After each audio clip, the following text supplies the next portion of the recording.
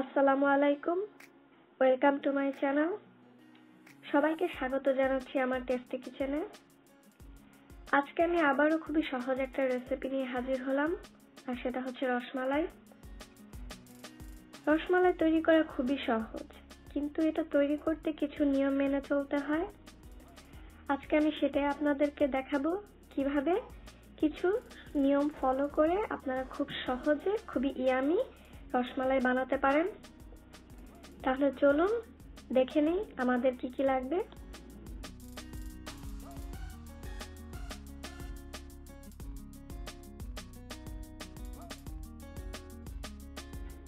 প্রথমেই আমি নিয়েছি 1 লিটার ফুল ফ্যাট মিল্ক, যেটাকে হোল মিল্কও বলে। সেই সাথে নিয়েছি আধা কাপ চিনি। চিনিটা আপনারা নিজেদের পছন্দ মতো কম বেশি করে নিতে পারেন। কয়েকটা এলাচ, আর নিয়েছি পেস্তা বাদাম। পেস্তা বাদামটা সাজাবার জন্য নিয়েছি, আপনারা চাইলে এটা বাদও দিতে পারেন।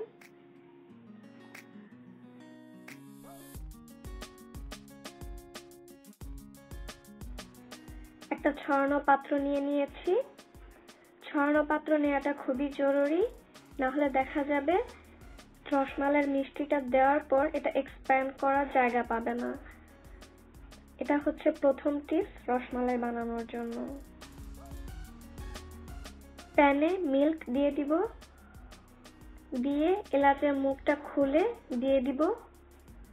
আপনারা চাইলে এখানে এলাচের বদলে সামান্য এলাচ গুঁড়ো ব্যবহার করতে পারেন। সাথে চিনিটাও দিয়ে দিব, দিয়ে খুব ভালোভাবে নেড়ে চিনিটা গলিয়ে নিব। এরপর অপেক্ষা করব বলক আসা পর্যন্ত।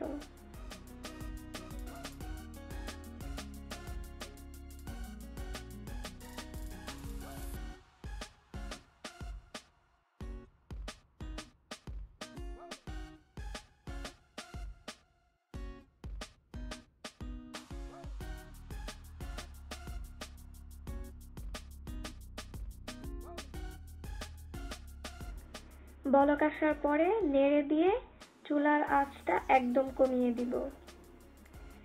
মিল্কটা কোনোভাবে ঘন করা যাবে না, এটা হচ্ছে দ্বিতীয় নাম্বার টিপস। মিল্কটা ঘন হয়ে গেলে রসমালাইয়ের মিষ্টির ভিতরে মিল্কটা ঢুকবে না।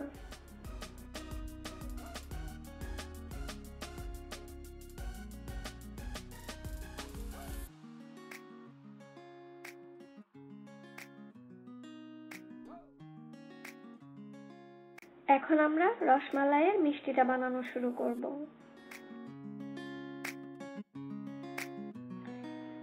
সেজন্য আমি নিয়েছি 1 কাপ গুঁড়ো দুধ,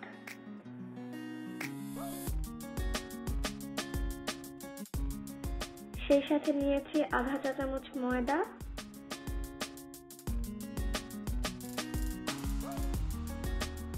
আরো লাগবে 1 চা চামচ বেকিং পাউডার, 1 চা চামচ ঘি। আপনারা চাইলে বাটার অথবা তেলও ব্যবহার করতে পারেন। আর একটা ডিম। ডিমটা অবশ্যই রুম টেম্পারেচারে থাকতে হবে।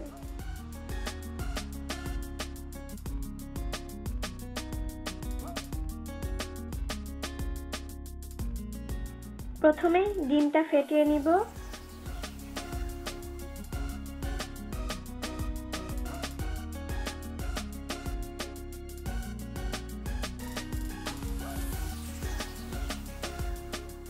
এরপর গুঁড়ো দুধের সাথে ময়দা আর বেকিং পাউডারটা দিয়ে মিশিয়ে নিব।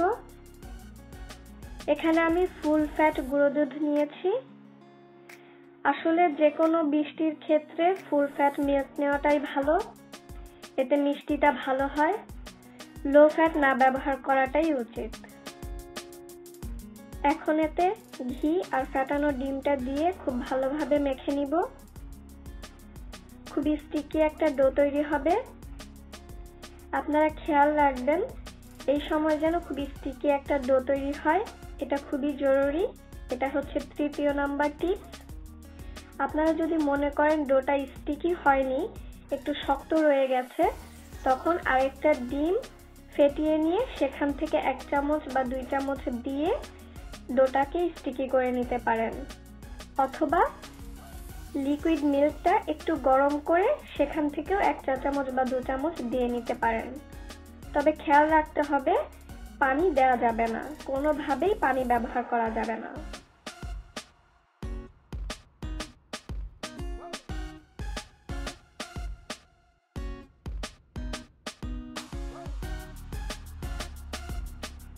এখন 2-3 মিনিট খুব ভালোভাবে মথে নিব।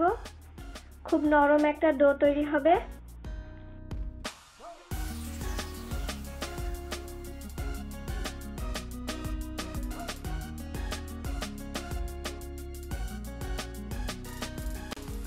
যখন দেখব ডোয়ের উপরে খুব সুন্দর একটা তেলতেলে ভাব চলে আসছে, তখন বুঝবো যে ডোটা তৈরি হয়ে গেছে। আর আমরা চুলায় যে মিল্ক বসিয়েছি সেটা কিন্তু মাঝে মাঝে নেড়ে দিতে হবে, না হলে তলায় পোড়া লেগে যেতে পারে।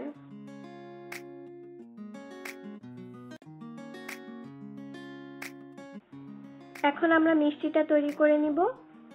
অল্প ডো হাতে নিয়ে ঘুরিয়ে ঘুরিয়ে মিষ্টিটা তৈরি করে নিতে হবে, এরপর একটু চেপে দিতে হবে। আপনারা চাইলে গোলও রাখতে পারেন। এই পর্যায়ে যদি দেখেন যে মিষ্টিটা ফেটে যাচ্ছে, তার মানে হচ্ছে ডোটা আরেকটু মথে নিতে হবে। রসমালাইয়ের মিষ্টিতে কোনো ক্র্যাক থাকা যাবে না, তাহলে এটা দুধে দেওয়ার পর কিন্তু ভেঙে যাবে, ভেঙে আলাদা আলাদা হয়ে যাবে। এটা হচ্ছে 4র্থ নাম্বার টিপস। একই নিয়মে আমরা সবগুলো মিষ্টি তৈরি করে নিব।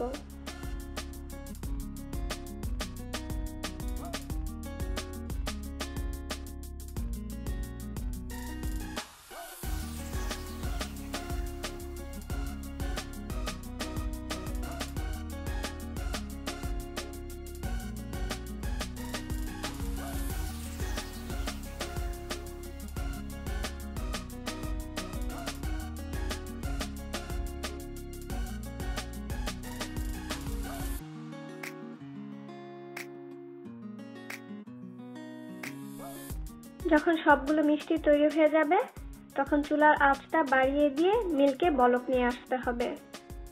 বলক চলে আসলে চুলার আঁচটা মিডিয়ামে করে দিব।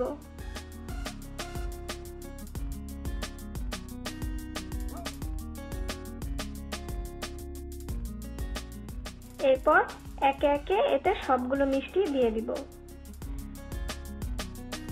সবগুলো মিষ্টি একত্রে দেওয়া যাবে না, এতে করে দুধের টেম্পারেচারটা কমে যেতে পারে, সে কারণেও মিষ্টিগুলো ভেঙে যেতে পারে। আমাদের খেয়াল রাখতে হবে আমরা যখন মিষ্টিগুলো দিব, মিল্কটা যাতে কন্টিনিউয়াস বয়লিং এ থাকে।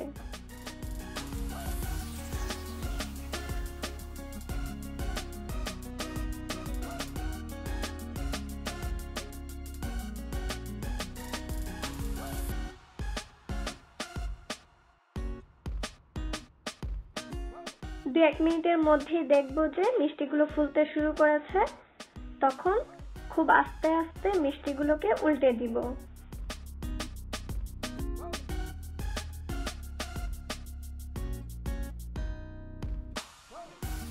এভাবে মিডিয়াম আঁচে না ঢেকে 8 থেকে 10 মিনিট রান্না করব। এই সময়ের ভিতর 2-1 বার উল্টে দিব। এই সময় রসমালাইয়ের মিষ্টিগুলো খুব নরম থাকে, সেজন্য খুব সাবধানে আস্তে আস্তে নাড়তে হবে যাতে রসমালাইয়ের মিষ্টিগুলো ভেঙে না যায়।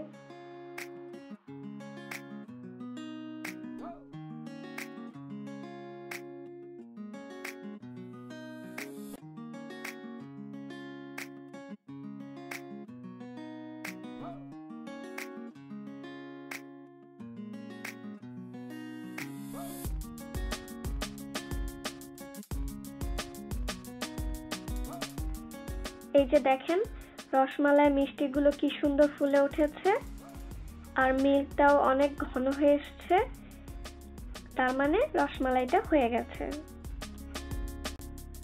অনেকেরই কমপ্লেইন থাকে যে রসমালাইয়ের মিষ্টিটা ঠিকমতো ফোলে না, ভিতরে শক্ত থেকে যায় বা রান্নার পরে ভিতরে শক্ত হয়ে যায়। এখানে আমি যে উপাদানগুলো দেখিয়েছি আপনারা যদি প্রতিটা উপাদান ঠিক মতো নেন এবং সবগুলো স্টেপ ঠিক মতো ফলো করেন, তাহলে আপনাদের রসমালাই খুব সুন্দর তৈরি হবে আর 4-5 দিন পর্যন্ত ফ্রিজে রেখেও খেতে পারবেন। এখন চুলাটা বন্ধ করে দিব, বন্ধ করে রসমালাইটা ঠান্ডা করে নিব। আপনারা চাইলে ঠান্ডা করে সেভাবেই পরিবেশন করতে পারেন অথবা ফ্রিজে রেখে ঠান্ডা করেও পরিবেশন করতে পারেন। তৈরি হয়ে গেল খুবই সফট আর ইয়ামি রসমালাই। রেসিপিটা আপনাদের কেমন লাগলো আমাকে অবশ্যই কমেন্ট করে জানাবেন। আর ভালো লাগলে লাইক করতে ভুলবেন না, আর অবশ্যই আমার চ্যানেলে সাবস্ক্রাইব করতেও ভুলবেন না। সবাই সুস্থ থাকবেন, ভালো থাকবেন। আল্লাহ হাফেজ।